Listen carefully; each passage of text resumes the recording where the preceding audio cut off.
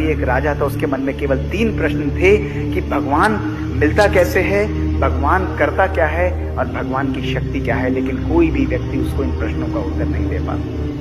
उसने ऐलान कराया कि जो भी मेरे इन प्रश्नों का उत्तर देगा उसको मैं अवार्ड दूंगा, उसको मैं सम्मानित करूंगा।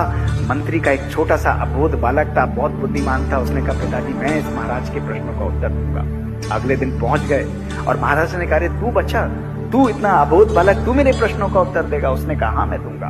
उसने कहा बताओ मेरे पहले प्रश्न का उत्तर। उसने कहा महाराज आपके दरबार में कोई मेहमान आया है, आप सम्मान नहीं करेंगे? उसने कहा हाँ हाँ बताओ मैं क्या करूं। उसने कहा मंगवाइए एक सोने का गिलास और उसमें दूध मंगवाइए, फिर मैं आपके पहले प्रश्न का उत्तर दूंगा। और जैसे ही दूध आया, बच्चे ने अपनी उंगली ली और उसके अंदर अपनी उंगली को हिलाने लगा और 15 मिनट। उसने कहा ये क्या कर रहे हो? उसने कहा महाराज मैं इस दूध में मक्खन को ढूंढ रहा हूँ। उसने कहा बच्चे इस दूध में मक्खन ऐसे नहीं निकलता, दूध को भिगोया जाता है, दही बनता है, दही से छाछ निकलती है, तब मक्खन निकलता है। उसने कहा महाराज यही आपके पहले प्रश्न का उत्तर है कि यदि भगवान की प्राप्ति करनी है तो केवल सिमरन करने से भगवान की प्राप्ति नहीं होगी, उसको ज्ञान को अपने जीवन में उतारना होगा, उसको फॉलो करना होगा, अपने संकल्पों में परिवर्तन लाना होगा।